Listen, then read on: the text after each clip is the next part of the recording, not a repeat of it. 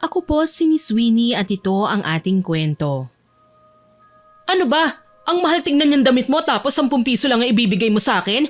Ang damot-damot mo naman. Mayaman ka, di ba? Bigyan mo naman ako kahit 50 lang. Naku naman ate, hindi ako mayaman, may kaya lang po. Tsaka pasensya na kung 10 piso lang ang maibibigay ko sa iyo ngayon. Wala kasi akong ibang coins dito eh. Hindi ako naniniwala. Ang sabihin mo, madamot ka lang talaga. Ganyan naman kayong mga mayayaman eh. Napakadamot nyo. Wala kayong puso para sa aming mga mahihirap. Lalong-lalo na sa mga pulubi. Teka lang naman ate, huwag ka naman manggulo rito sa palengke. Nakakahiya sa mga tao oh. Talagang nahihiya ka kasi napakadamot mo. Kaya mong bumili ng mamahaling damit pero 10 piso lang maibibigay mo sa mga nangangailangan? Parusahan ka sana ng langit. Grabe ka naman po ate. Bakit ka ba nagkakaganyan? May problema ka ba sa pamilya mo? Wala na akong pamilya. Tsaka pwede ba? Wag mo akong inaate-ate dyan kasi hindi tayo magkapatid. Tsaka halos magkaedad lang naman tayo ah. Oo na, sige na. Kumalma ka na muna riyan. Bakit ba kasi sigaw ka ng sigaw? Naku, kung hindi ka lang pulubi, kanina pa kita pinatulan eh. Anong sabi mo? Eh di patulan mo ako. Ganyan naman kayong mga mayayaman eh. Tinatapak-tapakan nyo lang kaming mga mahihirap. Hindi ganon. Ay nako, ang sakit naman sa ulo nito. Makaalis na nga lang dito. Hoy, wag mo akong tinatalikuran. Kinakausap pa kita. Hoy miss, bumalik ka rito. Kahit tinatawag pa ako ng babaeng pulubi na yon, hindi ko pa rin siya nilingon na tuloy-tuloy lang ako sa paglalakad palayo sa kanya. Nakakahiya kasi sa mga tao eh. Ang dami nang nanonood sa amin. Yung iba, may mga matang mapanghusga. Akala siguro nila inaapi ko yung pulubing yun. Yung iba naman, mukhang kilala na nila ang pulubi kasi may mga sumita na rin sa kanya na lubayan na ako. Masama nga ang ugaling ipinakita sa akin ng pulubing yun. Pero hindi ko rin maiwasang mag-isip kung ano kayang problema niya at nagkakaganon siya. Sigurado kung may dahilan siya kaya hindi kagad ako ng husga. Bago ko nga pala makalimutan, ipakikilala ko muna ang sarili ko. Ako po si Chantal. 24 anyos na po ako at nag-iisang anak lamang. Ang pangalan ng mama ko po ay Sharon, samantalang frontal naman ang pangalan ni Papa. Kaya ako naging Chantal kasi combination po ng pangalan ng mga magulang ko. Pag uwi ko sa bahay, ibinalita ko kagad kina mama at papa ang ganong pangyayari doon sa palengke. Siyempre gaya ng inaasahan, nagulat din sila. Sino ba namang hindi magugulat kung may pulubing ganon kamaldita? Totoo ba yan? Inaway ka ba talaga ng pulubi? Baka naman nagkamali ka lang ng pag-intindi, iha. Ma, pa, totoo po talaga yun. Nagalit siya kasi 10 piso lang yung binigay ko sa kanya. Ang lakas nga po ng boses niya eh. Galit talaga siya. Eh bakit ba kasi hindi mo na lang dinagdagan para matigil na siya, anak? Eh wala na nga po akong ibang coins na dala. Puro 500 at buong 1,000 lang po ang dala ko. Eh alangan naman bigay ko yun sa kanya. Ano tayo, milyonaryo at milyonarya? Oo nga naman. Napakabaldita naman pala ng pulubing yun, iha. Hindi na siya nahiya. Hindi na nga po eh. Ako nga po ang nahiya kaya tinalikuran ko na lang siya. Mabuti at hindi ka niya sinaktan, Chantal. Hindi naman po pa. Ay nga pala, saan po kayo pupunta ni mama ngayon? Bihis na bihis po kayo ah. May lakad po ba kayo? Ah, oo iha. Kailangan kami doon sa restaurant natin eh. Maiwan ka na muna rito ha? Di ba anniversary niyo ngayon ng boyfriend mo? Ah, opo ma. Kaya nga pumunta ako ng palengke para bumili ng paborito niyang cassava cake eh. O sige, pasensya na't hindi na muna namin kayo masasamahan sa celebration niyo ngayon ha? Ayos lang po ma, walang problema yon. Sige na, iha. Aalis na kami ng mama mo, ha? Sige po papa, ingat kayo. Ingat din kayo, anak. San ba kayo magse-celebrate ni Diego? Magpipiknik daw po kami, sabi niya. Wow, maganda yan anak. O siya, tama ng daldal. Aalis na talaga kami ha. Enjoy kayo, iha. Hindi nagtagal, nakaalis na nga sina mama at papa. Sakto ring tumunog ang cellphone ko at nakita kong tumatawag na ang boyfriend kong si Diego. Sinagot ko yun kagad. Ang sabi niya maghanda na raw ako kasi susunduin niya na ako. Kaya ayun, kumilos na ako ng mabilis at ginawang presentable ang sarili ko. Binilisan ko ang kilos para diretso alis na kami kagad pagdating niya sa bahay. Tamang-tama rin dahil pagkatapos kong mag-ayos, siya ring pagdating niya. Kaya sumakay na ako sa kotse ng boyfriend ko. May sarili siyang kotse pero hindi naman sobrang yaman. Sakto lang, sapat lang ang income niya para magkakotse. Tsaka hindi rin naman kami sa syudad nakatira, kundi sa munisipalidad lang. Nandito na tayo, mahal. Dito na yon? Wow, ang ganda ng view ah! Oo, ganitong mga lugar ang paborito mong tambayan, di ba? Green grass sa harapan ng dagat. Oo, ganitong-ganito nga mahal. Salamat ha. Saglit lang bababa muna ako para pagbuksan ka. Ngumiti ako ng matamis. Maswerte ko sa boyfriend kong si Diego. 4 na taon na kaming magkarelasyon pero ni minsan hindi niya ako tinrato na parang basura. Sa halip, tinrato ko ni Diego na parang isang prinsesa. Hindi naman perpekto ang relasyon namin kasi wala naman talagang ganon. Ang mahalaga, sinusubukan naming maging perfect para sa isa't isa. Pagbaba ko ng kotse, tinulungan ko rin siyang ilapag ang blanket at mga pagkain namin. Ilang minuto lang ay natapos din yun, kaya pumwesto na kami ng upo sa harapan ng dagat. Napakaganda ng lugar na yun. Tahimik, mapayapa at malamig ang simoy ng hangin. Kung ano-ano na nga ang napag-uusapan namin ng boyfriend ko hanggang sa nabanggit ko bigla ang tungkol sa malditang pulubi. Alam mo ba mahal, may umaway na pulubi sa akin kanina eh. Talaga? Pulubi? Inaway ka ng pulubi? Bakit naman? Ma-attitude siya eh. Ayaw ng 10 piso. Ang gusto niya 50 o higit pa ron. Ano? Aba, bago sa pandinig ko yan Ngayon lang ako nakarinig ng pulubing ganyan. Sinabi mo pa, nagulat nga ako eh. Bakit naman daw ganun ang pulubing yun? Aba malay ko, ang sabi niya mukhang mayaman naman daw ako kaya bakit daw nagdadamot ako sa kanya. Nagpapatawa yata yun Pero kung sa bagay, mayaman ka naman talaga Ano ka ba? Hindi ako mayaman may pera lang. Ganun na rin yun, mahal. O di mayaman ka rin kasi may pera ka naman. Hindi pa rin kasing yaman ng girlfriend kong may sariling kainan na fried chicken. SFC, Chantal's Fried Chicken. Ayan ka na naman Diego, tigilan mo nga ako. Tinutokso mo na naman ako Hindi naman mahal. Proud lang ako sa'yo kasi unti-unti ka nang umaasenso ngayon. Hindi mo na kailangan umasa pa sa pera ng mga magulang mo. Kung sa bagay may punto ka. Talagang meron. Kumusta na pala ang negosyo mong yun, mahal? Ayos naman, marami pa rin customers. Siyempre, masarap dun Kung malapit lang sana yun sa kumpanyang pinapasukan ko, siguradong dun ako kakain kada lunch break namin. Hay nako, akala mo naman hindi ka magsasawa sa fried chicken. Ikaw mahal, kumusta ang trabaho mo? Hindi ka ba pinahihirapan masyado ng boss mo?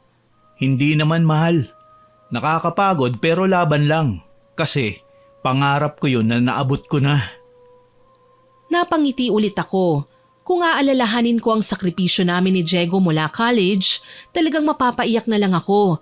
Sabay kaming nag-graduate ng kursong Bachelor of Science in Business Administration o BSBA. Sinagot ko siya nung mismong graduation namin at ngayon ay masasabi kong naaabot na nga namin ang aming mga pangarap. Alam kong simula pa lang yun at marami pa kaming haharapin. Pero handa kami ni Diego na harapin ng sabay ang anumang hamon ng buhay. Mabilis na lumipas ang oras basta kasama ko si Diego. Hindi na lang namin na malayang malapit na palang mag-sunset, kaya hinintay na nga namin yon. Pagkatapos naming panoorin ng sunset, umuwi na rin kami kagad. Siyempre baon namin ng maraming selfies, picture at videos para may memories kaming maiipon. 3 araw ang lumipas. Pumunta ulit ako ng palengke para bumili ng mga gulay para na rin mabawasan ang gawain ng katulong namin sa bahay. Hindi ko inaasahang makikita ko ulit yung babaeng pulubi roon. Mukhang madalas na yata siya sa palengking yun, pero sa pagkakataong yun, may kabangayan siya. May umaaway sa kanya kaya nilapitan ko kagad at pinaalis yung mga lalaking yun. Halatang bulis at mga manyakis. Umalis na nga kayo rito? Hindi na kayo nahiya pati pulubi pinapatulan nyo. Kanina pa nila ako hinaharangan dito. Okay na, umalis na sila. Salamat. Ano bang nangyari? Bakit kanila inaaway? Hindi ko alam Ewan ko sa mga lalaking yon. Mukhang mga barumbado nga sila. Ikaw, ayos ka lang ba? Hindi ka ba nila sinaktan? Hindi naman. Salamat at pinagtanggol mo ko Wala yon. Mukhang hindi ka kasi tinutulungan ng mga tao rito Wala namang pakialam sa akin ng mga yan eh. Siya nga pala, matanong ko lang, ikaw ba yung minalditahan ko nung nakaraan? Ah, oo, ako nga yun. Yung sinigaw-sigawan mo kasi 10 piso lang ang nabigay ko sa'yo. Oo nga eh, pasensya ka na ha. Mainit kasi ang ulo ko nun. Pasensya na talaga. Ayos lang yun. Mabuti naman at naalala mo ko. Oo, madali naman kasing matandaan ang mukha mo eh. Sobrang ganda kasi. Makinis ang balat, mestisa, matangkad, matangos ang ilong, mahaba at straight ang buhok. In short, mukha kang Diyosa. Naku naman, parang nung nakaraan lang inaaway mo pa ako ah. Ngayon pinaulanan mo naman ako ng papuri. Totoo naman kasi. Di maraming salamat kung ganon. Alam mo maganda ka rin naman eh. Morena at kulot ang buhok. Mukhang sexy ka pa. Gusgusin ka nga lang manamit. Pero alam mo, kung mabibihisan ka lang ng maganda, baka aangat din ang ganda mo. Talaga? Naku, maraming salamat din. Ano nga palang pangalan mo? Kanina pa tayo nag-uusap pero hindi ko man lang alam ang pangalan mo. Ako si Naya. Naya, magandang pangalan mo ah. Ako naman si Chantal. Maganda rin ang pangalan mo ah. Oo naman. Gusto mo ba ng ice cream? Halika ililibre kita. Parang gumaan bigla ang loob ko kay Naya. Pakiramdam ko, pwede ko siyang maging kaibigan. Kaya ayun, nakipagtsikahan ako sa kanya at sinubukan ko siyang tanungin ng mga bagay-bagay tungkol sa buhay niya. Masaya naman siyang nagkwento sa akin. Lahat ay tungkol sa mga iba't ibang karanasan niya sa panlilimos. Nakakaawa pero nakakatuwa rin siyang pakinggan habang nagkukwento. Enjoy na enjoy pa nga siyang kinakain niya ang ice cream na parang bata lang. Hanggang sa biglang nalungkot ang mga mata niya noong ikinuwento niya ang tungkol sa trahedyang nangyari sa kanyang buhay. Alam mo Chantal, maayos na sana ang buhay ko ngayon kung hindi lang namatay si nanay eh. Ano? Namatay ang nanay mo? Naku, pasensya ka na ha. Oo, pero hindi ko siya tunay na ina. Siya lang ang kumupkup sa akin nung iniwan ako ng totoo kong mga magulang. Bata pa lang ako noon, wala pang muwang. Bakit? Ano bang nangyari sa tunay mong mga magulang? Sa pagkakaalam ko, naghiwalay silang dalawa tapos pinabayaan nila ako. Wala naman kasi kaming bahay eh.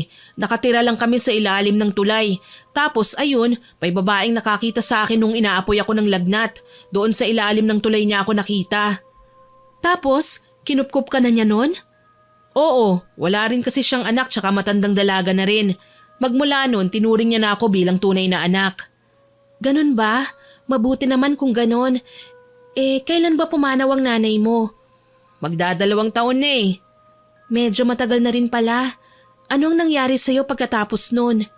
Ayun, bumalik ako sa panlilimos. Wala na ulit akong bahay na matutuluyan. Bakit naman? Kasi binawi na ng gobyerno ang lupang kinatitirikan ng maliit naming bahay ni nanay eh. Ano?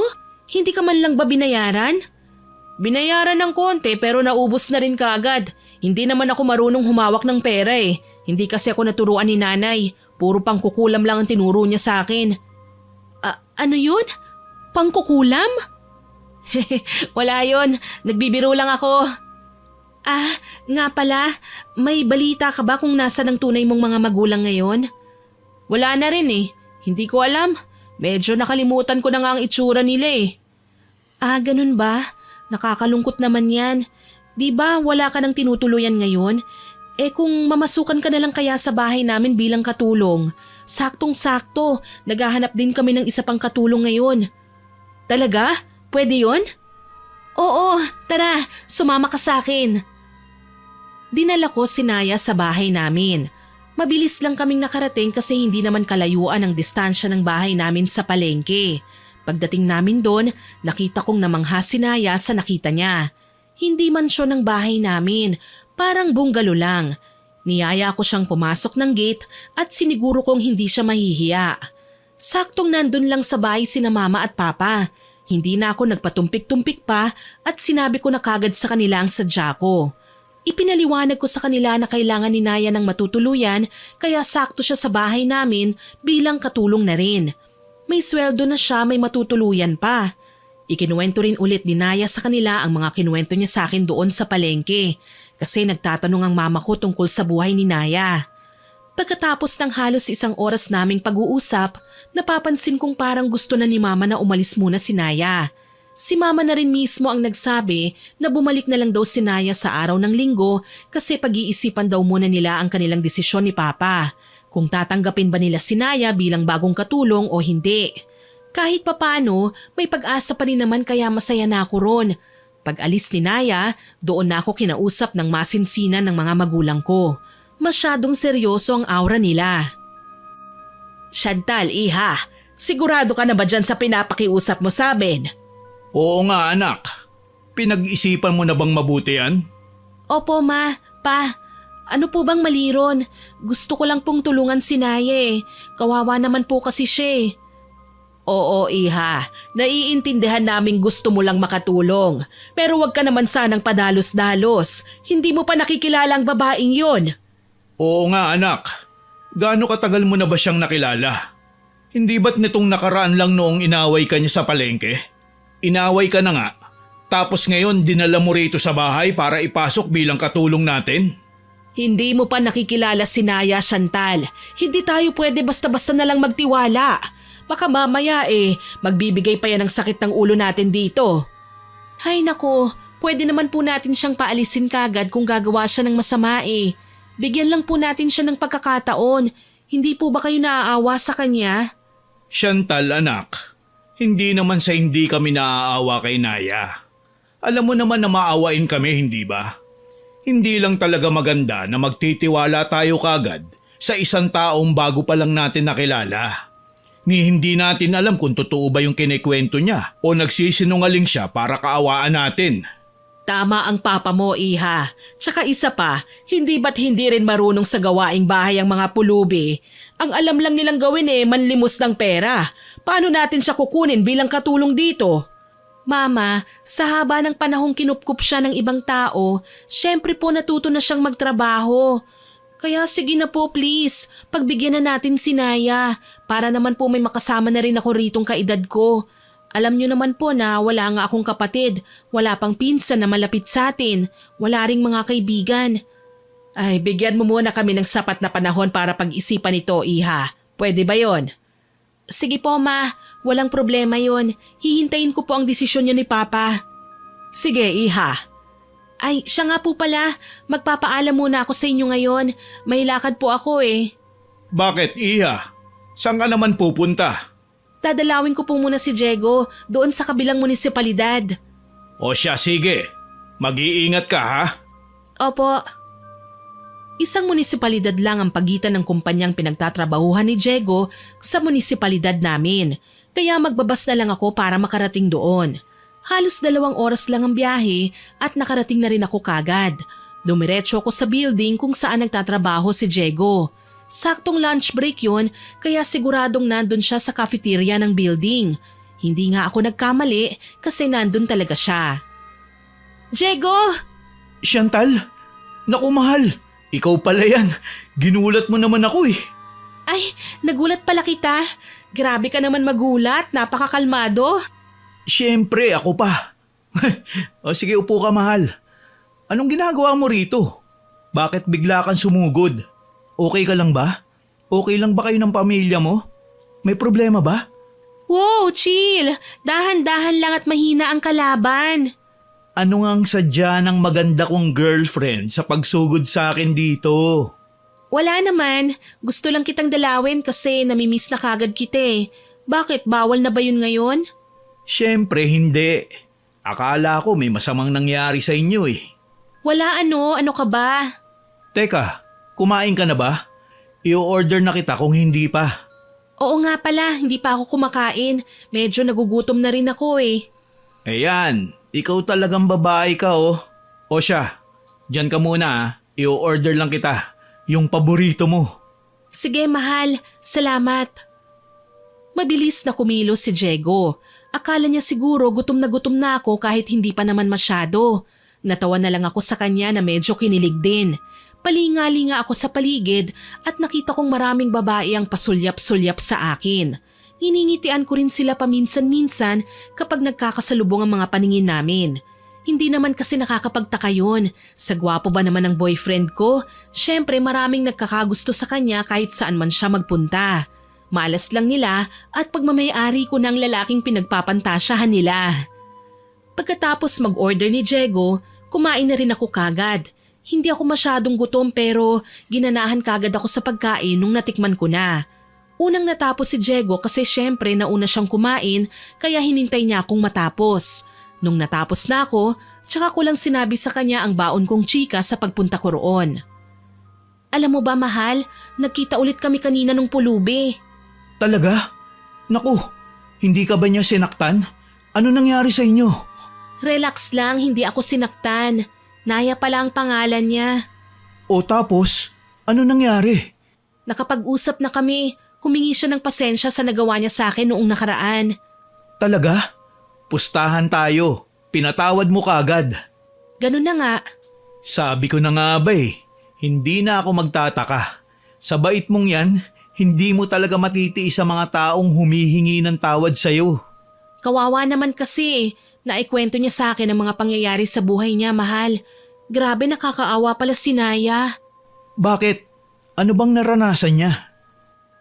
Hindi ako nagdalawang isip na ikwento rin kay Diego ang mga ikinuwento ni Naya. Paiba-iba pa ang reaksyong nakikita ko sa mukha ng boyfriend ko, pero palaging nakakunot ang noo niya. Para bang may duda siya roon at mukhang hindi naniniwala sa kwento ko. Kaya sinikap ko talagang maniwala siya. Hanggang sa sinabi ko yung tungkol sa pagbabalak kong ipasok siya sa bahay namin bilang katulong. Doon na nagulat ang boyfriend ko. Ano? Inalok mo si Naya na mamasukan bilang katulong sa inyo? Chantal naman, hindi mo dapat ginawa yun. Hindi mo pa kilala yung tao Pumayag ba sina tito at tita niyan? Yun nga mukhang ayaw nilang dalawa. Tama lang yun, mahal.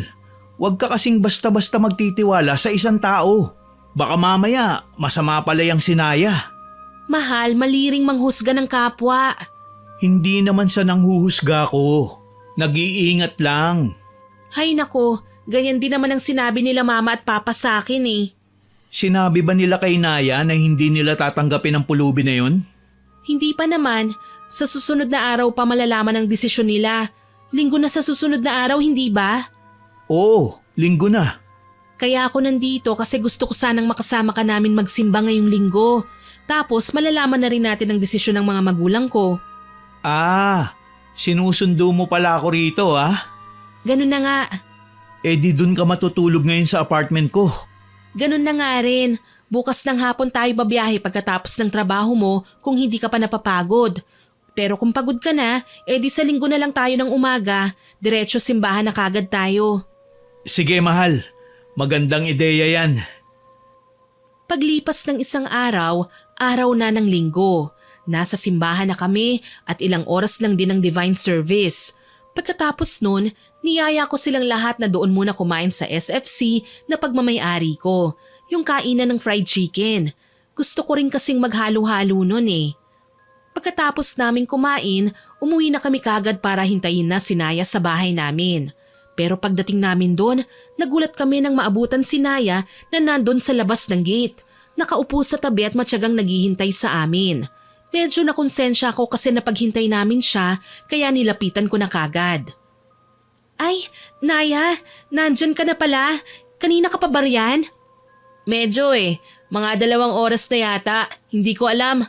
Wala naman akong relo Naku, pasensya ka na ha. Nagsimba pa kasi kami Ayos lang, walang problema. Buti at hindi ka umalis kagad. Halika, pasok ka. Ma, pa, Diego, pasok na tayo. Pagdating namin sa sala, sinabihan ko kagad ang isang katulong namin na maghanda ng pagkain para kay Naya. Sigurado kung hindi pa siya kumakain. Tama nga ako kasi parang gutom na gutom siya nung kumakain na. Hinintay na muna namin siyang matapos bago sinimulan nila mama at papa ang pagsasalita. Halatang kinakabahan si Naya. Ako rin, hindi ko maiwasang kabahan nung nagsalita ng mama ko. Ano nga ulit ang pangalan mo, iha? Naya, ano? Opo ma'am, Naya po. Naya, alang-alang sa pakiusap ng anak namin, may nabuo na kaming desisyon ng asawa ko. Ano po yun, ma? Saglit lang anak, patapusin mo muna ako. Ay, opo, pasensya na po, excited lang. Napagdesisyonan namin ni Sir Frontal mo na tanggapin ka na namin bilang katulong. Talaga po, Ma'am Sharon? Naku, maraming salamat po, Ma'am. Sir, hulog talaga kayo ng langit. Yay! Salamat po, Ma, Pa. Masayang-masaya ako sa desisyon yung yan. Oo anak, pero hindi stay in si Naya rito sa atin. Po? Bakit po? Wala naman po siyang uuwian ni. Hinanapan namin ng boarding house si Naya. Bayad na yon sa unang buwan na renta. Ibig sabihin, ang unang buwan na sahod ni Naya ay may bawas na para sa pambayad ng renta sa boarding house niya. Ayos lang ba yun? Ayos na rin po. Sa iyo, Naya, ayos na ba yun? Opo sir, ayos na ayos po yun. Pasensya ka na, Naya. Hindi ka pa naman kasi namin ganun kakilala para patirahin sa bahay namin eh. Sana maintindihan mo kami. Ay nako ma'am, wala po talagang problema yon. Sobrang laking tulong nga po nitong pagtanggap niyo sa akin eh. Salamat po talaga. Walang anuman. O siya, pwede ka nang magsimula bukas. Kung may mga gamit kang tinatago sa kung saan-saan, pwede mo nang ilipat doon sa boarding house. Sige po ma'am, may ilang gamit po ako pero konting-konti lang po. Saan po ba yung boarding house, Ma, Pa? Dito lang malapit sa atin, Iha. Sasamahan namin kayo roon. Wala na ba kayong ibang gagawin? Pwede na tayong pumunta roon ngayon mismo. Sige po ma'am, excited na po ako eh. Nagpunta na nga kami kagad doon sa boarding house na sinabi ni Mama. Pagdating namin, sinalubong kagad kami ng landlady para dalhin sa room si Naya. Siyempre, tuwang-tuwa siya at ganun din ako. Pero napansin kong medyo peke ang ngiti nila Mama at Papa. Pati si Diego, parang hindi yata natutuwa. Muntik ko na ngang makalimutan na kasama pa pala namin ang boyfriend ko eh. Tumahimik lang kasi bigla si Diego pag uwi namin galing sa simbahan pero hindi ko na muna siya tinanong pa kasi abala ako sa pakikipagchika kay Naya. Nasa loob na rin kami ng room niya samantalang lumabas muna sina Mama, Papa at Diego para makipag-usap saglit sa landlady. Medyo ka-close pala nila Mama ang landlady na yon. Ano Naya, nagustuhan mo ba itong room mo? Oo naman Chantal, sobrang saya ko talaga. Sa wakas may matutuluyan na rin ako. Hindi na ako sa kalye matutulog. Sa kalye ka pala natutulog? Oo eh, nandun pa nga mga gamit ko eh. Kukunin ko na rin ang mga yon. Ay siya nga pala, sino yung gwapong kasama nyo? Kanina pa siya tahimik ah. Hindi ko rin siya naririnig na magsalita. Pipi ba siya? Naku hindi. Hindi pipi si Diego. Diego pala ang pangalan niya. Bagay sa kanya ah. Makisig pakinggan ang pangalan. Kasing kisig niya. Kaano-ano mo ba siya, kuya mo? Pinapatawa mo naman ako, Naya eh. Hindi ko kapatid si Diego. Boyfriend ko siya. Ano? Boyfriend mo? Oo. Nako, pasensya na hindi ko alam. Napahanga lang ako sa kagwapuhan ng boyfriend mo. Wala yon. Sanay na ako sa ganyan. Marami talagang babae ang humahanga sa kanya eh. Oo nga eh. Ang swerte mo naman, Chantal. Ang kisig at ang gwapo ng boyfriend mo. Talagang maswerte ako kay Diego. Sa haba ng pila, doon pa talaga siya napunta sa babaeng hindi pumila sa kanya. Sino naman ang babaeng yun? Ay nako Naya, syempre edi ako. Ay, oo nga pala, paniguradong marami ring lalaking nanligaw sa'yo no Chantal? Sa ganda mo ba namang yan? Hindi naman sa pagmamayabang pero parang ganun na nga. Hindi pinansin ni Diego yung mga babaeng nakapila sa kanya eh, kasi doon siya pumila sa akin. Ang sweet nyo naman. May kapatid ba yung boyfriend mo? Oo naman, may isa. Talaga? Ipakilala mo naman ako sa kapatid niya, Chantal. Naku Naya, babae yung kapatid niya eh. Ate niya yon. Ay, nakakaloka ka naman. Akala ko pa naman lalaki rin eh. O siya, labas na tayo.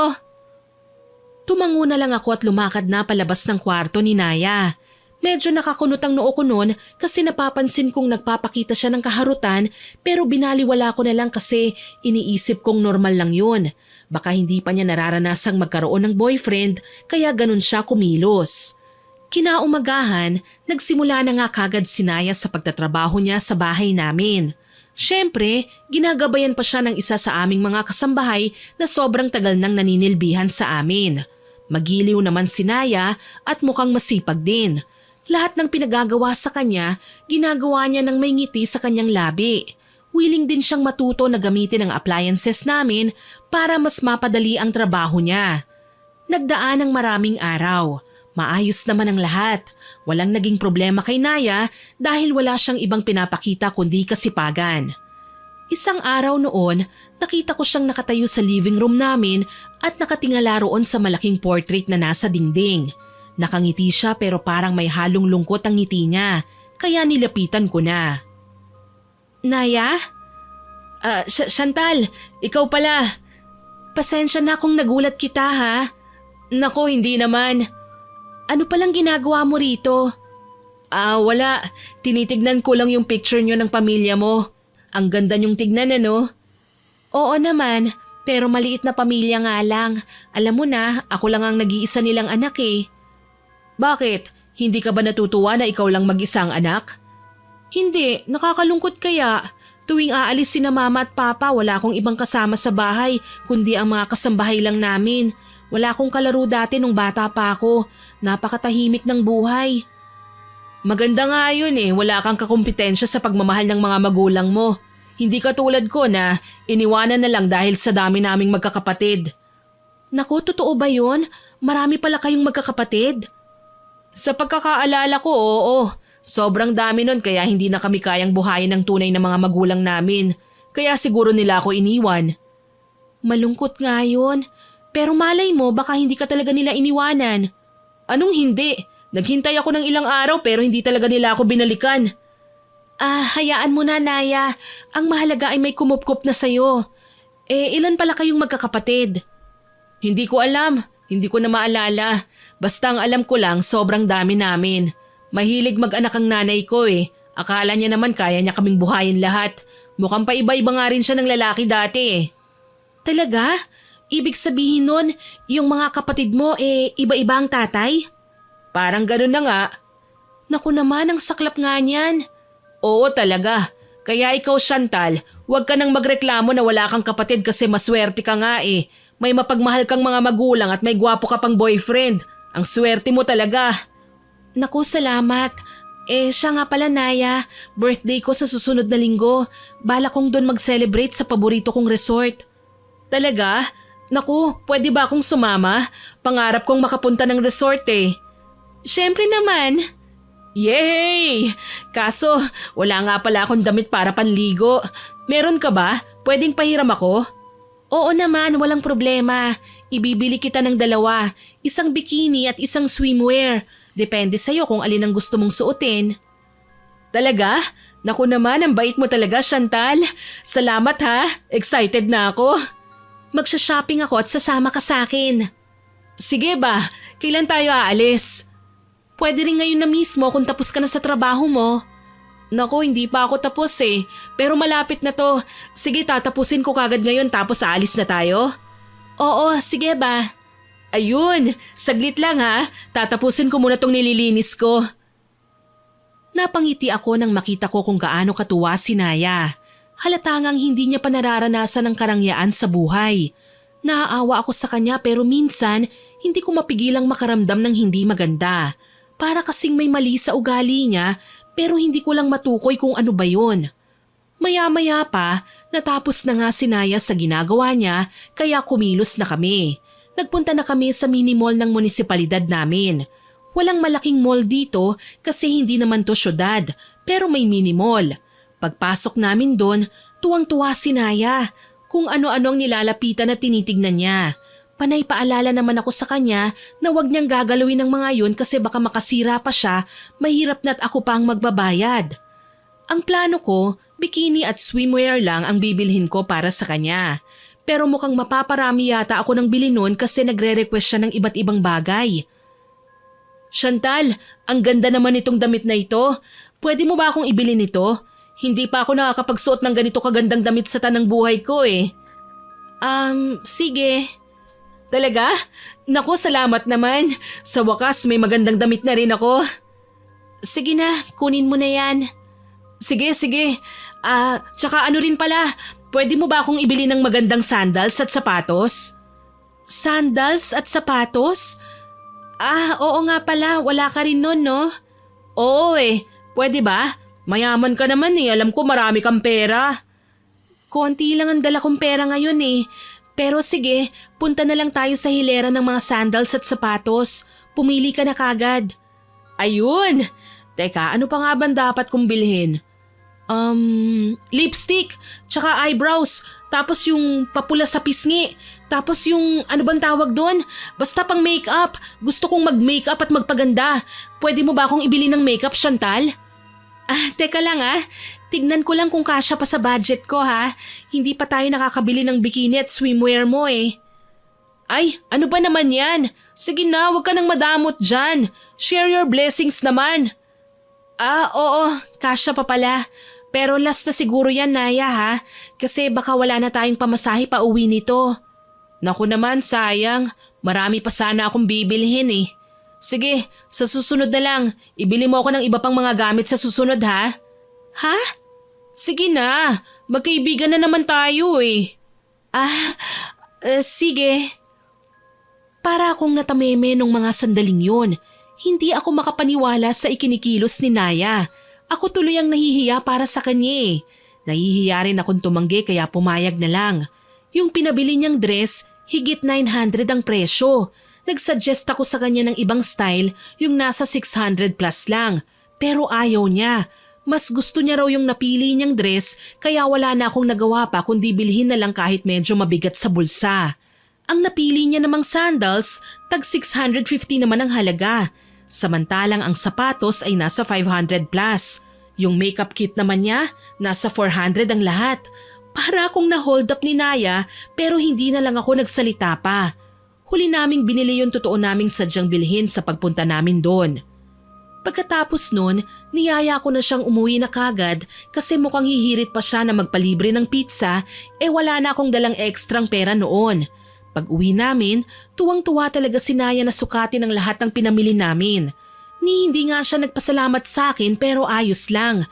Baka kasi nakalimutan niya lang magpasalamat dahil masyado siyang excited sa mga bago niyang gamit. Hindi naman nalaman nila mama at papa ang tungkol sa bagay na yun kasi wala sila sa bahay nung nakauwi kami galing sa shopping. Hanggang sa lumipas ang maraming araw, dumating na rin ang birthday ko. Umuwi si Diego mula sa trabaho niya sa kabilang munisipalidad para makasama ako sa pagdiriwang ng kaarawan ko. Doon na nga kami pumunta sa paborito kong resort. Chantal, iha, nasaan si Naya? Po, hindi ko po alam magkasama kayong pumunta rito, hindi ba? Nauna kayong dumating Opo, baka nagliwaliw lang po dyan sa tabi-tabi. Alam nyo na, first time niya pong makapunta sa resort. Oo nga naman. Bantayan mo ang babaeng yun, iha Baka mamaya makadamage pa yun ng mga gamit dito. Magalaw pa naman kumilos yun. Hindi naman po siguro. Hayaan niyo po, akong bahala sa kanya. Nga pala. Yan na bang susuotin mo para maligo mamaya? Opo ma, conservative style lang po ang gusto ko. Alam niyo naman pong ayokong mag-two-piece o mag-bikini pag maraming tao Alam ko yon, iha. Ako rin naman Para makaiwas na rin tayo sa malalagkit na tingin ng mga lalaki. Alam mo naman tong mama mo, may edad na pero sexy pa rin, hindi ba? Tama, agree po ako sa bagay na yan ma. Siyempre nagmana po kayo sa akin Aba, ayos ka rin ayun na pala si Naya. Po, nasaan? Ayun, nandun sa harapan ng kabilang cottage. Naku, bakit ganyan ang suot niya? Nakabikini talaga? Halos lumuwa ng buong kaluluwa niya. May bikini pala siya. Ang totoo po niyan, ako po ang bumili niyan para sa kanya. Ano? Bakit naman ganyan ang binili mo, iha? Parang ang bastos tignan, May mga bikini namang sakto lang siya po kasi ang pumili niyan Tsaka binilhan ko rin naman po siya ng ibang swimwear para may pagpilian siya kung sakaling conservative din po siya gaya natin. Mukhang hindi naman conservative ang babaeng yan, iha. Liberated yata. Tignan mo parang nagpapapansin pa sa mga lalaki. Naku, nakakahiya. Hayaan niyo na po, Ma.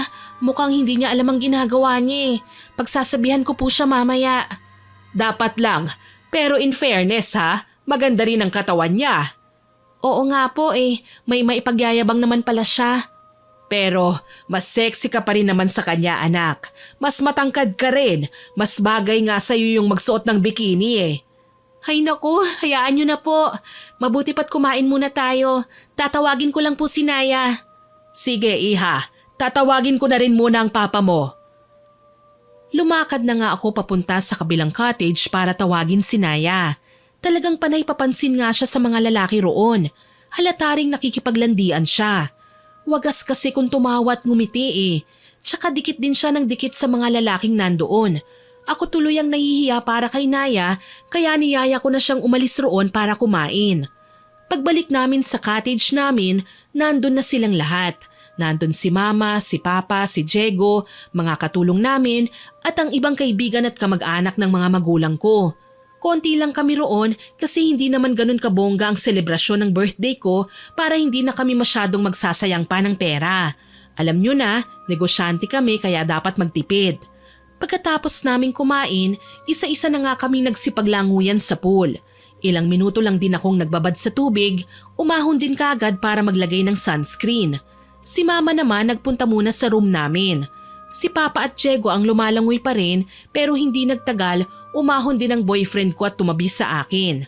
Pag-ahon ni Diego, siya namang paglapit ni Naya sa kinaroroonan ng papa ko kaya medyo kumunot ang noo ko. Oh, ano nangyari sa mukha ng maganda kong girlfriend? Bakit magkasalubong naman niyang kilay mo? Wala naman. Si ano lang eh, si Naya. Bakit? Anong meron? Tingnan mo siya oh, bakit ganyan siya makangiti kay Papa?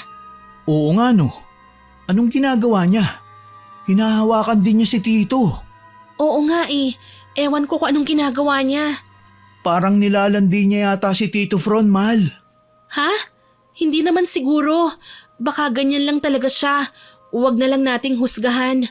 Kung sa bagay, naku, ayan na, nandyan na si Tita. Tignan nga natin kung hindi ba titigil si Naya sa ginagawa niya. Ewan ko rin dyan kay Papa. Parang hindi niya nahahalatang dinidikit-dikitan siya ni Naya eh. Gusto ko lang sanang maging kalmado pero hindi ko mapigilang mainis ng konti. Buti na lang at nilapitan sila ng mama ko. Kaya ayun, medyo lumayo ng konti si Naya sa kanila hanggang sa nakalayo na ng tuluyan.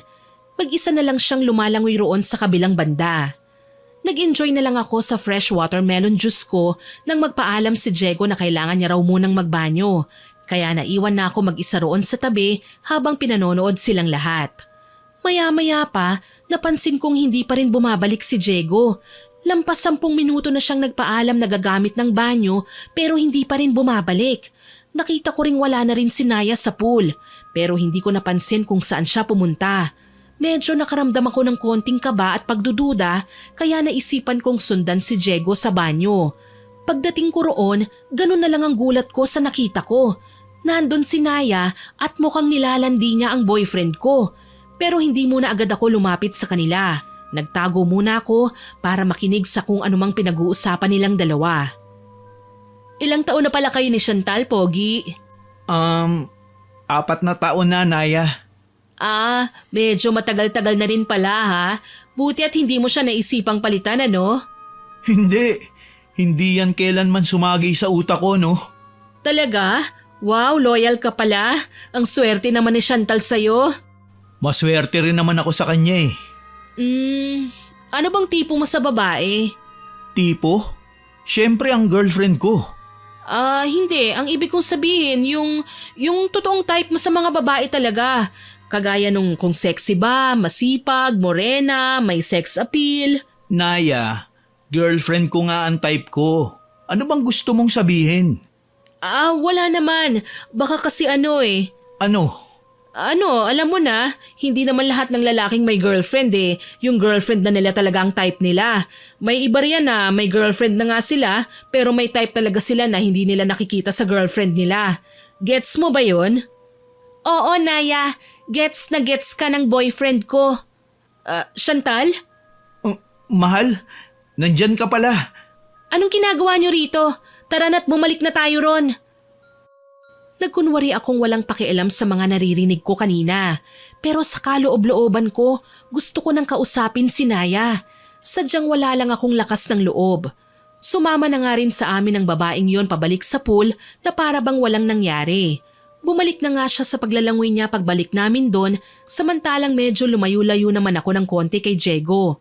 Maya-maya pa, biglang lumapit si Mama sa akin. Tumabi talaga siya sa inuupuan ko at mukhang may chismis atang dala, pero tungkol pala kay Naya. Medyo pabulong niya akong kinakausap para hindi kami marinig ni Diego. Chantal, iha, hindi na talaga maganda ang pakiramdam ko dyan sa Naya na yan, ha? Po? Bakit po? Ewan ko, pero malakas ang kutob kong nilalandi niya ang papa mo. Ano po? Paano niyo naman po nasabi yun? Basta, iha, tulungan mo na lang akong bantayan ng babaeng pulubi na yan. Baka sa susunod jowa mo nang lapitan yan. Ah, yun po pala. Huwag niyo na pong isipin yun, ma. Baka nagkakamali lang po kayo. Ewan ko ba? O siya, balik na ako ron sa papa mo at baka didikitan na naman yan ng kaibigan mong yan. Nginitian ko na lang ng peke ang mama ko. Kahit alam ko kung anong sinasabi niya, nagkunwari na lang akong walang ideya sa mga pangyayari kasi ayoko ng gulo. Tsaka isa pa, birthday ko yun, kaya hindi ako papayag na masira ang selebrasyon ng birthday ko. Nang matapos na ang araw na yun, umuwi na rin kami kagad. Hindi pa naman kami inabot ng gabi. Mga nasa bandang 5:00 pa lang ng hapon. Hindi pa rin namin pinauwi si Naya sa boarding house niya kasi tutulong daw muna siyang maghugas ng kitchen utensils na ginamit namin. Kasama rin ni Naya ang isa pa naming katulong. Hindi rin muna umuwi si Diego sa kanila. Pagod pa siya sa biyahe. Medyo malayo rin kasi ang distansya ng bahay nila Diego mula sa bahay namin. Abala pa si Naya sa kusina kaya kinausap ko muna ang boyfriend ko tungkol sa nangyari kanina. Bakit mahal? May sasabihin ka ba? Oo, ano yung kanina? Kanina? Alin dun? Yung kinausap ka ni Naya, anong nangyayari? Ah, yun ba? Hindi ko nga rin alam eh. Nagulat din ako sa babaeng yun. Bigla ba naman akong hinarangan? Akala ko may importante siyang sasabihin. Yun lang pala. Alam kong hindi ko narinig ang lahat ng pinag-usapan niyo. Sabihin mo nga sa akin, nilalandi ka ba niya? Ha? Naku, hindi. Hindi, mahal. Bakit naman niya ako lalandiin? Mali ka nang iniisip. Bakit? Ano bang tawag dun sa ginagawa niya sa'yo kanina? Hindi ko rin talaga alam kung anong ginagawa niya. Ayoko nga siyang kausapin eh. Talaga? Mukhang gusto mo namang kinakausap ka ni Naya eh. Kasi kung talagang ayaw mo, di sana umalis ka na kagad doon pero hindi mo ginawa. Gusto mo talaga. Chantal, wag mo akong simulan ngayon ha. Alam mong pagod ako. Oh, ba't ka napagod? Hindi ka naman masyadong lumalangoy ah. Tsaka saan ka napagod? Alam mo, mas mabuti pa siguro umuwi muna ako at na makapagpahinga na ako ng maayos. Magpapaalam lang ako saglit kina tito at tita. Di umuwi ka. Bahala ka sa buhay mo. Hindi ko na pinigilan si Diego. Talagang nagpaalam siya kina mama at papa. Tsaka umalis ng bahay. Lalo tuloy akong nainis kasi sa halip na magpaliwanag siya, nilayasan lang niya ako. Para bang may iniiwasan siyang pag-usapan kaya lalong lumaki ang pagdududa ko. Na hinahaluan din ng pagkalito kung ano ba talaga ang nangyayari. Papasok na nga lang sana ako sa kwarto ko nang bigla akong matigilan sa paglalakad kasi tinawag ako ni Naya. Mukhang tapos na siyang maglinis doon sa kusina. Ngingiti-ngiti pa talaga siya. Yung tipo ng ngiti na sobrang inosenteng tignan. Lalo tuloy kumulo ang dugo ko nung mga sandaling yun. Oh, nasa na si Diego, Chantal? Pinauwi mo na kagad? Oo bakit? Naku naman, hindi ka na naawa sa boyfriend mo. Pagod yung tao tapos pinagbiyahe mo ulit mag-isa pa uwi sa kanila. Kaya niya ang sarili niya. Oo nga, pero sayang naman. Makikipagkwentuhan pa sana ako sa kanya eh. Parang ang saya niyang kausap. Bakit? Wala naman. Masaya lang akong kausap si Diego. Bakit nga? Kasi yung mga kagaya niyang type ko sa lalaki eh. Ano? Anong sabi mo? Huwag mo sanang mamasamain ah. Ano lang kasi. Naya, hindi ko nagugustuhan ang ginagawa mo ah. Layuan mo sana ang boyfriend ko. Pati na rin ang papa ko. Huwag kang gagawa ng anumang hindi maganda sa pamilyang ito kung ayaw mong magkagulo. Ano? May pagkabaliw ka rin pala, Chantal. O siya, maiwan na muna kita at uuwi na ako sa boarding house ko. Nakangiti pa si Naya ng talikuran niya ako, pero mapang-asar ng ngiti yun. Kunot na kunot tuloy ang noo ko dahil sa kinikilos niya. Hindi ko maintindihan kung anong trip ng babaeng yun. Ang alam ko lang, hindi ko na nagugustuhan ang kinikilos niya pero mukhang wala siyang pakialam doon. Lumipas ang ilang araw, pinabantayan ko na ang kilos ni Naya. Kailangan kong alamin ang bawat galaw niya. Kulang na lang magpakabit ako ng CCTV sa bahay namin, pati sa boarding house niya. Pero hindi nga lang pwede yun kaya nagmamatsyag na lang ako. Hanggang sa umabot ng ilang linggo ang pagbabantay ko ng palihim, lalong lumakas na ang patunay ko na nilalandi nga niya talaga sina Papa at Diego. Iba talaga ang kilos ng babaeng pulubi na yun kapag nasa paligid ang papa ko o di kaya ay ang boyfriend ko. Si Mama naman, hindi na niya muna masyadong pinagtutuunan ng pansin ang tungkol doon dahil kasi sobrang busy niya sa pag-aasikaso ng restaurant namin. Hanggang sa isang araw, bigla na lang akong kinausap ni Naya. Hindi ko nagustuhan ang tono ng pananalita niya. Hindi ko rin maintindihan kung bakit sinasabi niya sa akin ang mga bagay na yon. Alam mo, Chantal, may konti akong nalalaman tungkol sa kulam. Ha? Kulam? Oo, may sasabihin ako sa'yo pero secret lang natin to ha. Huwag mong ipagsasabi sa iba. Bakit? Ano ba yan? May mga kinulam na ako dati. 2, ang isa medyo matanda na. Tapos yung isa naman mas bata sa akin ng 2 taon. Ha? Seryoso ka ba o nagbibiro ka lang? Ano ka ba? Siyempre, seryoso ko. Sa'yo ko lang sinasabi to kasi may tiwala naman ako sa'yo eh. Yun ay kung mapagkakatiwalaan ba talaga kita. Sige, ano bang ginawa mo dati? Bakit mo sila kinulam? Nakaaway ko ang mga yun dati. Inalipusta kasi nila ako eh. Sanay naman akong alipustahin pero sumusobra na kasi ang 2 yun eh. Kaya ayun, malas lang nila at marunong akong mangkulam. Ganun ba? Kanino mo naman natutunan yan? Sa namayapa akong nanay-nanayan, mangkukulam kasi yun. Tinuruan niya ako. Sayang nga lang at namatay siya. Magaling na mangkukulam na sana ako ngayon. Masama yan, Naya. Anong masama? Hindi ah. Ang laking tulong nga nun para lumaban sa mga mapang-api eh. Kahit na, kasalanan pa rin yan sa Diyos. Hay nako, patatawarin naman tayong lahat ng Diyos eh. Napatay ko nga ang 2 yun eh. Ano? Napatay mo? Totoo ba yan?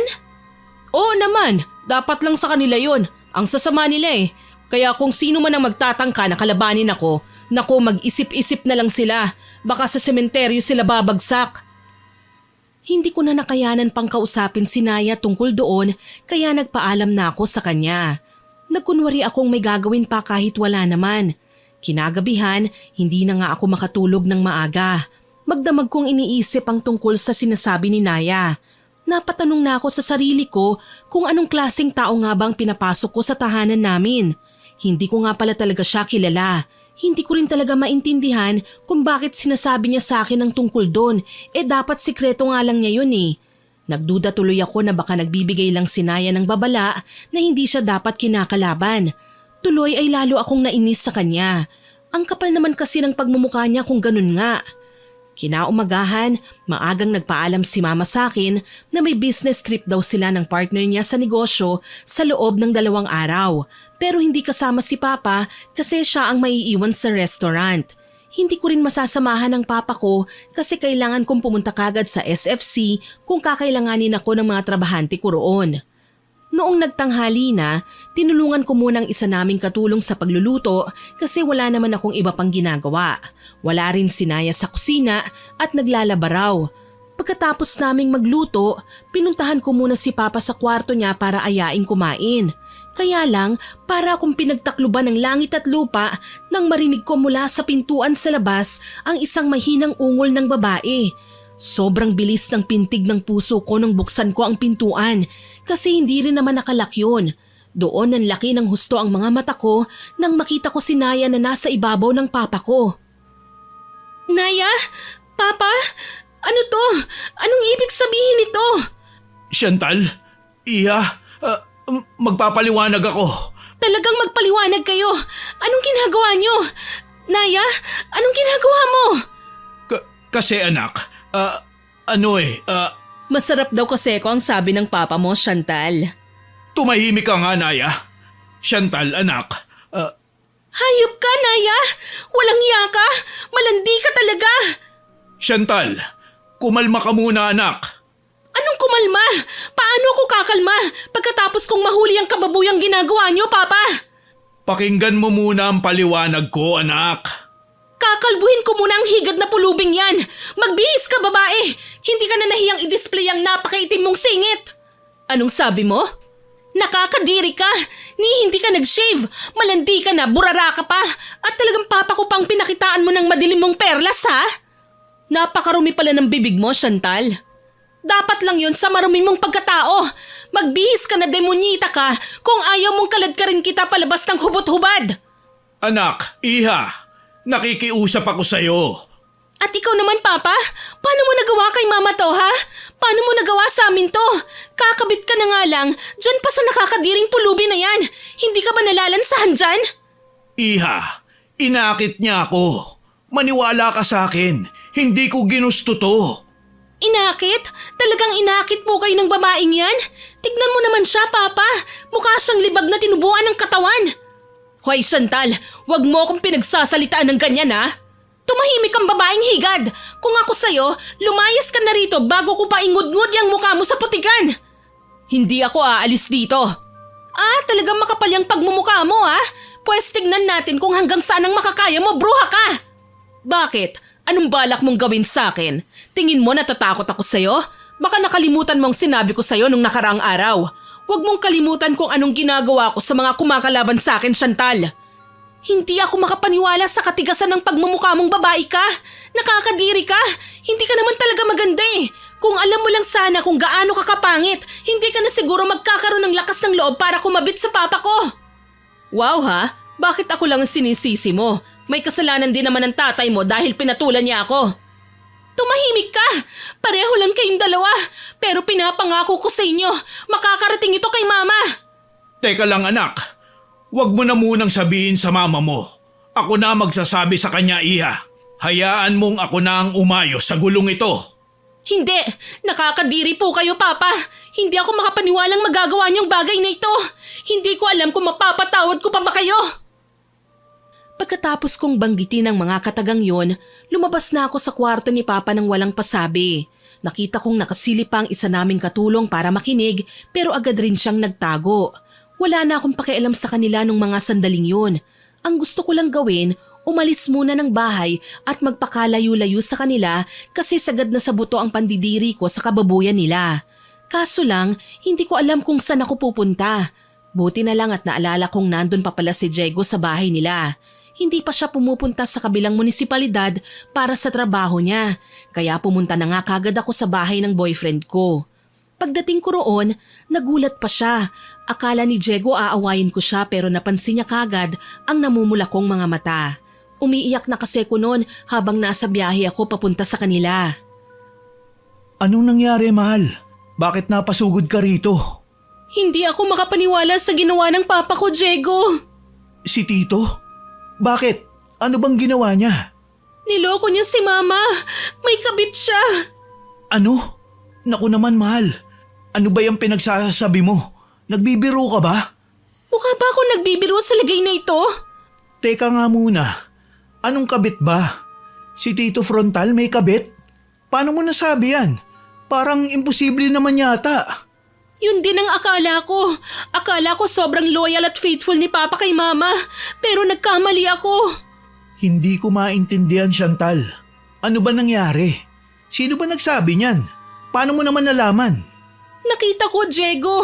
Nakita mismo ng mga mata ko. Ngayong araw lang. Nakita ko ang kababuyan nilang dalawa. Napaka-imposible talaga. Sino naman yung babae ni Tito? Si Naya! Ano? Si Naya? Oo, si Naya. Ang walang utang na loob na pulubing tinulungan ko at ng pamilya ko. Hindi ako makapaniwala. Alam na ba ni Tita Sharon yan? Hindi pa. Yun nga ang problema ko ngayon, mahal eh. Hindi ko nga alam kung dapat ko bang sabihin kay Mama o hayaan ko na lang na si Papang umayos nito at maghintay na lang ako. Ano bang sinasabi ng puso mo? Hindi ko kayang palipasin ng araw at gabi habang daladala ko ang pagtataksil ni Papa. Gusto kong sabihin na kagad kay Mama, Diego. Sasabihin ko man kagad o ipagpaliban muna, pareho pa rin masasaktan ng mama ko, hindi ba? Tama ka. Kung ganun, sabihin mo na. Huwag mo nang hintayin si Tito na kumilos. Baka abutin pa kayo ng ilang linggo o buwan yan. Hindi ka pa tutulugin ng konsensya mo. Ganun na nga sigurong gagawin ko para na rin mapalayas na sa bahay ang walang yang anay na yon. Gawin mo kung ano ang tama, mahal. Nandito lang ako palagi. Susuportahan kita. Buo na ang desisyon ko noon. Hindi muna ako umuwi sa amin kasi hindi ko pa kayang bumalik sa maruming bahay na yon. Doon muna ako kila Diego pansamantalang nakituloy at wala akong balak na umuwi sa bahay hanggat hindi ko kasama ang mama ko. Tawag na nga ng tawag si Papa sa akin pero hindi ko sinasagot. Dumating ang araw na pauwi na si Mama kaya tinawagan ko siya na dumiretso muna sa restaurant namin kasi may mahalaga akong sasabihin. Nagtaka si Mama pero hindi muna ako nagsabi kung bakit basta doon lang siya sa resto diretso. Hindi nagtagal nakarating na nga siya. Umupo kami ni Mama sa tabi samantalang si Diego ay nandoon sa kusina. Usapang mag-ina kasi yun eh. Ano bang sasabihin mo at dito mo pa ako pinadiretso, Iha? Kinabahan tuloy ako sa'yo. Mama, alam ko pong magugulat kayo sa sasabihin ko ngayon pero sana po sikapin yung kumalma. Bakit? Ano ba kasi yun? Ikakasal ka na? Hindi po yun. Buntis ka? Mama naman, hindi po. Ano nga kasi? Sabihin mo na at nang makauwi na ako at makapagpahinga na, Iha. Pagod ako ngayon sa biyahe. Oo nga po pala. Hindi ko pa pala sana dapat kayo kinausap ngayon. Siguro po magpahinga na po muna kayo. Abay, loko ka talagang bata ka. Nandito na lang din tayo. Sabihin mo na kasi. May kabit po si Papa. Ano? Anong sabi mo, anak? Namali yata ako ng pandinig. Tama po ang narinig niyo, Ma. May kabit po si Papa. Chantal naman, alam mo namang pagod na ang mama mo ngayon. Huwag mo naman akong binibiro ng ganyan, oh. Hindi po ako nagbibiro. Totoo po talagang may kabit si Papa. Ako po mismo ang nakakita. Hindi totoo yan. Nagbibiro ka lang, hindi ba? Sabihin mo, Iha, nagbibiro ka lang. Bakit naman po ako magbibiro ng mga ganitong bagay? Kung ganon, sino ang babae ng papa mo? Si Naya po. Sinasabi ko na nga ba? Mabibigat ang mga salitang lumalabas sa bibig ng mama ko. Parang may diin ang lahat dahil sa matinding emosyon niya. Sobrang nag-aalala na ako noon para sa kanya kaya nung nagpaalam muna siya saglit sa akin na pupunta raw muna siya sa kusina, talagang sinundan ko si mama. Sinalubong din kagad kami ni Diego. Ganun na lang ang gulat ko pagdating namin doon nang biglang dumiretso si mama sa lababo tsaka sumuka. Akala ko normal na suka lang kasi baka nahilo siya sa biyahe. Pero hindi, halos hindi ko malaman kung ano ang gagawin ko nang makita kong dugo ang sinusuka ng mama ko. Mama, ano pong nangyayari sa inyo? Bakit ka sumusuka ng dugo? Ayos lang po ba kayo? Huwag mo akong alalahanin, Iha. Ayos lang ako. Sigurado po ba kayo? Bakit dugo? May masakit po ba sa katawan ninyo, tita? Huwag niyo na munang isipin ang tungkol dito, Iha. Kailangan nating unahin ang walang yang pulubi na yon. Palalayasin ko siya sa bahay natin. Pero ma, makakapaghintay naman po yun eh. Magpa-check up na po muna kayo sa doktor. Sasama ko. Hindi na anak. Ayos lang naman ako eh. Umuwi na muna tayo at nang malinis na natin ang maruming bahay na yon. Sigurado po ba kayo? Oo, kaya kumilos ka na dyan at ihanda mo ng sarili mong awatin ako mamaya. Bakit po? Ano pong binabalak niyong gawin? Kakalbuhin ko ang Nayang yon.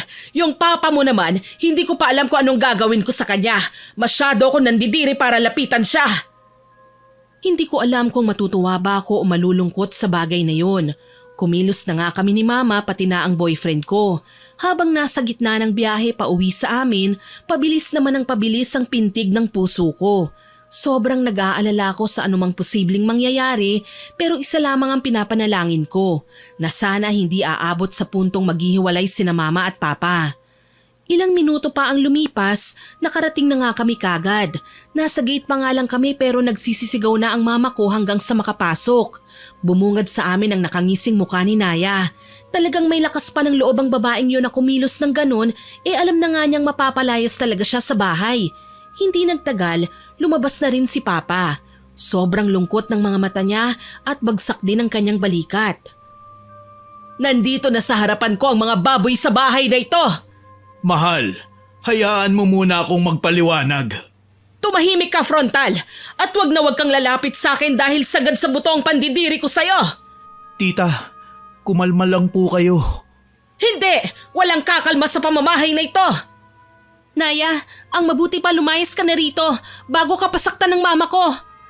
Lalayas? Bakit naman ako lalayas, Aber? Anak ng lupa talaga tong babae na to, oo? Saan kaya siya bumili ng makapal niyang pagmumuka? Ikaw, Daya, ikaw ang nagdadala ng salot sa pamamahay na ito. Isa kang anay, hindi ka na nahiya, hindi ka na nakonsensya. Pagkatapos kang tulungan ng anak ko, ganito pang isusukli mo sa amin? Bakit? Ano bang masama sa ginawa ko? Anong sinabi mo? Diyos ko, hindi talaga ako makapaniwala sa yung babae ka. May sayad ka na yata sa utak eh. Parang ganun na nga yata, ma. Mukhang nasisiraan na yata ng sentido ko mo ng babaeng yan. Talaga? Maaakit ba sa akin si Sir Frontal kung nasisiraan na ako ng bait? Tumahimik ka, Naya. Hayop ka talagang babae ka.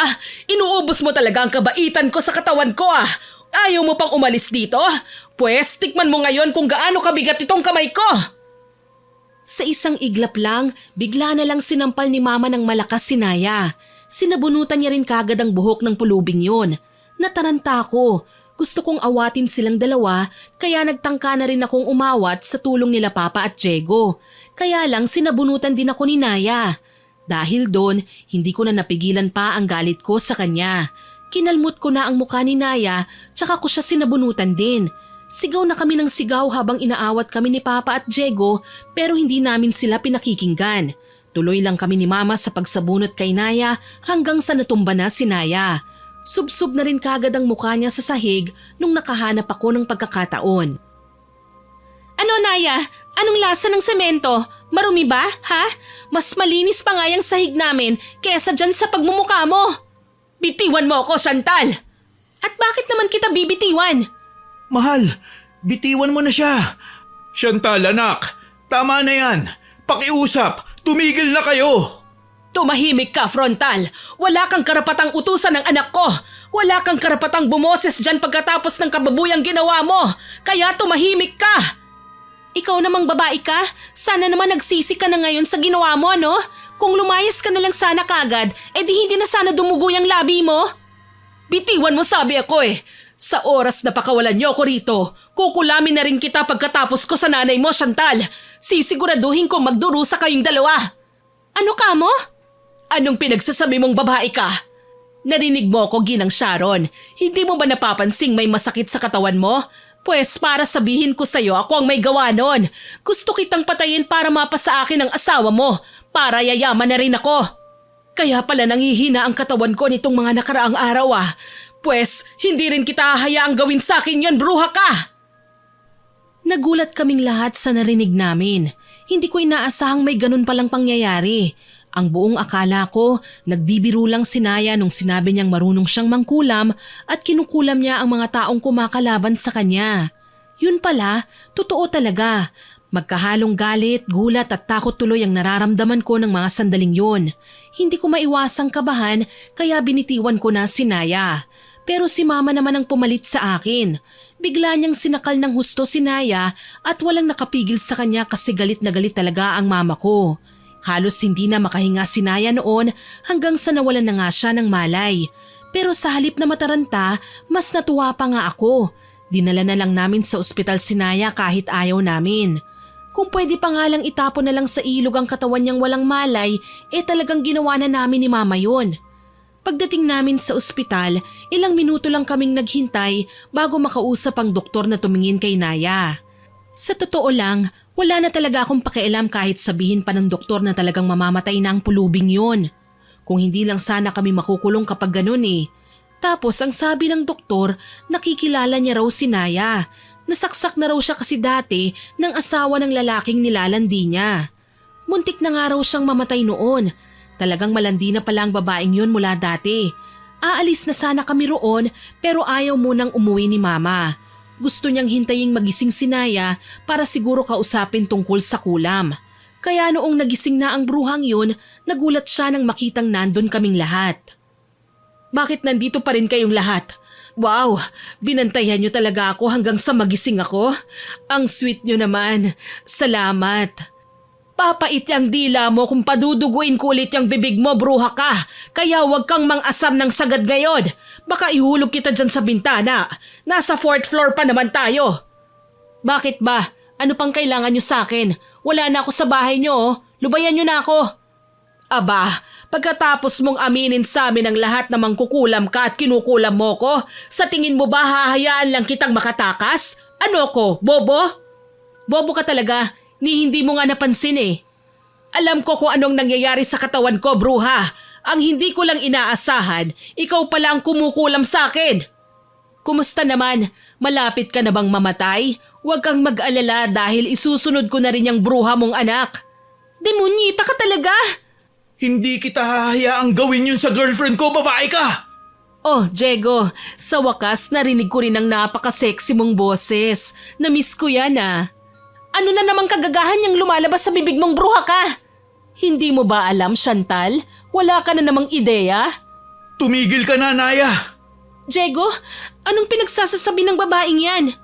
Gaya ng nalalaman mo, mahal. Nilalandi niya ako. Pero hindi ko na siya hinahayaang makalapit sa akin. Talaga, Diego? Ayaw mo bang aminin ngayon na naaakit ka sa akin? Naaakit? Bakit naman ako maaakit sa maruming babae na kagaya mo? Hindi ka naman kagandahan. Kasing itim mo pa ang puwet ng kaldero. Pero naaakit ka pa rin, hindi ba? Kahit gayumahin mo pa ako, hindi yan tatalab sa akin. Masyadong mataas ang standards ko sa babae para pumatol sa'yo. At si Chantal lang ang nakaabot nun, kaya tigil-tigilan mo na ako. Sus, kunwari ka pa eh. Tumahimik kang bruha ka! Ikaw ang tumahimik, Ginang Sharon! Hindi ko inaasahan ang biglaang pagtaas ni Naya ng kanyang boses. Nagulat din kaming lahat nang bigla siyang tumayo para kunin ang maliit na kutsilyong panghiwa ng prutas na nandoon sa mesa sa tabi niya. Itinutok niya sa amin ang kutsilyong yon na para bang nakikipaglaban siya sa amin. Kung sino ang nagsasalita, tinututukan niya habang umaabante siya ng kaunti papalapit sa amin. Medyo kinakabahan na tuloy ako. Nagtangka pa si Papa na tumawag na nga ng doktor kasi mukhang nababaliw na yata ang pasyente namin. Pero pinigilan din siya kagad ng mama ko. Kaming 5 lang ang nandoon sa kwarto na yon. Bitiwan mo ang kutsilyong yan, Naya! Bakit? Para masaktan niyo ko ulit? Bobo, hindi ako papayag ulit na saktan niyo ako. Ikaw ang nanakit sa amin, Naya. Anong ako? Kaninong mukha bang ginudgud niyo sa sahig? At sinong gumawa nun? Kayo ang nanakit sa akin. Ikaw palang bobo rito eh. Nanakit ng pisikalan ba naman ang nasa utak mo? Eh ano pa bang aasahan mo sa isang kaling gala na pulubing yan, anak? Malamang wala yang tamang balanse sa utak. Naya, nakikiusap kami sa'yo. Ibaba mo na ang kutsilyong yan. Baka mamaya ikaw pang masugatan dyan. Sige ka! Bakit? May pakialam ka na ba sa akin ngayon, Diego?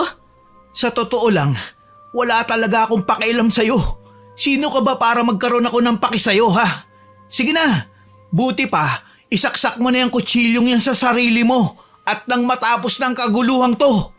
Napakasama mo, Diego. Ikaw ang masama rito, Naya. Buti pa, umatras muna kayong lahat at ako na ang bahala kay Naya. Ah, talaga ba, frontal? Talagang may gana ka pang dumikit sa kabit mo? Sa harapan ko pa talaga? Sharon, mahal. Alam kong hindi mo pa ako naiintindihan ngayon. Pero sana, hayaan mo kong ayusin to. Dun muna kayo sa gilid. Pwede ba yun? Kakausapin ko si Naya. Hindi ko hahayaang makalapit sa akin ng isa man sa inyo. Alam kong sasaktan niyo rin ako. Kaya mas mabuti pang mamatay na lang ako kesa makalapit kayo sa akin. Naya, anong ginagawa mo? Tumigil ka! Bumaba ka dyan! Sabay-sabay kaming nagulat nang biglang inakyat ni Naya ang bintana ng silid na yon. Dahil doon, napakilos na nga si Diego. Nagpaalam na siya sa amin na tatawag na raw siya ng doktor. Baka sakaling susundin sila ni Naya. Hindi kami nakaimik ni Mama. Nakakunot ang noon namin. Si Papa ang panay sabi kay Naya na bumaba na roon. Naiinis na nga ako kasi nakikita kong nasasaktan ng mama ko habang pinanonood niya kung paano sinusubukang iligtas ni Papa ang baliw na pulubing yun. Hindi nagtagal, nakabalik na rin si Diego at may kasama na siyang isang doktor at 2 nurse. Pagpasok pa lang nila ng silid na yun din ang eksaktong sandali kung kailan sabay naming nasaksihan ang pagkatisod ni Naya dahil sa kagagalaw niya. Nagresulta yun ng isang napakalaking trahedya. Nahulog si Naya mula sa 4th floor ng ospital. Mabilis kaming napatakbo papalapit sa bintana para dungawin siya. Sobrang nanlaki ang mga mata naming lahat nang makita naming nakadapa na ang katawan ni Naya sa ibaba. Duguan at mukhang nabalian. Hindi na siya gumagalaw. Sumigaw ang doktor na kumilos na silang lahat para subukang iligtas si Naya. Pero mukhang hindi na mangyayari yun. Diyos ko naman, anong nakain ng babaeng yun at bigla siyang tumalon? E di ang pototoy ng papa mo. Ano pa nga ba? Ma, ano ka ba? Totoo naman ah. Bago ka magsalita ng patapos, Sharon, pakinggan mo muna ang paliwanag ko. Mali lahat ng iniisip ninyo. Kaya kong ipaliwanag ang lahat ng yun kung hahayaan nyo lang ako. Wag muna sa ngayon, Frontal. Masyado pang masakit para sa akin na kausapin ka. Bigyan mo ako ng konting panahon para pakinggan yung sinasabi mong paliwanag mo. Sige, mahal. Hindi kita pipilitin kung ayaw mo pa.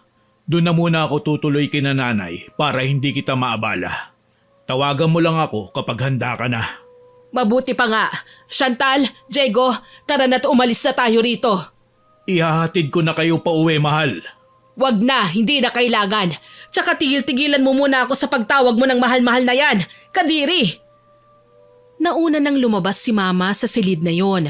Nagpaalam na rin muna ako kay Papa kahit papaano, tsaka namin siya iniwan mag-isa roon. Galit ako kay Papa pero ama ko pa rin naman siya eh. Lumipas ang ilang araw, nakumpirma na naming hindi talaga nakaligtas si Naya sa nangyari sa kanya. Wala namang sinisisi sa amin kasi hindi naman namin siya tinulak. Sinubukan pa nga siyang iligtas ni Papa eh. Sariling kagagawan niya yon. Ayaw ko mang maging masama pero hindi ako nalungkot sa pagkamatay ni Naya. Napaka-ungrateful kasi niya at manggagamit pa. Nagdaan ang ilang linggo. Tuluyan nang nabuo ulit ang pamilya namin. Nakapagpaliwanag na kasi si Papa. Sumumpa siya sa amin na walang nangyari sa kanila ng babaeng yon. Inakit lang pala talaga siya ni Naya at kitang-kita yon sa CCTV na pasikretong kinabit ng Papa ko. Ilang beses niyang tinataboy si Naya pero pasok pa rin ang pasok sa kwarto ni Papa kahit nakalak na. Talagang ginamitan pa ng susi ng babaeng yon. Kaya magmula noon, naging okay na kaming lahat. Okay na rin kami ni Diego. Konting tampuhan lang naman ang nangyari sa amin pero mahal talaga namin ang isa't isa. Tungkol naman sa kulam ni Naya kay Mama, nagpatulong na kami sa albularyo at nalunasan din naman yun kaagad. Doon sa pangyayaring yun ko lalo napatunayan na dapat matuto tayong magpasalamat sa kabutihang pinapakita ng ibang tao sa atin at hindi yung inaabuso natin ng kabutihan nila. Hanggang dito na lamang po ang aking kwento.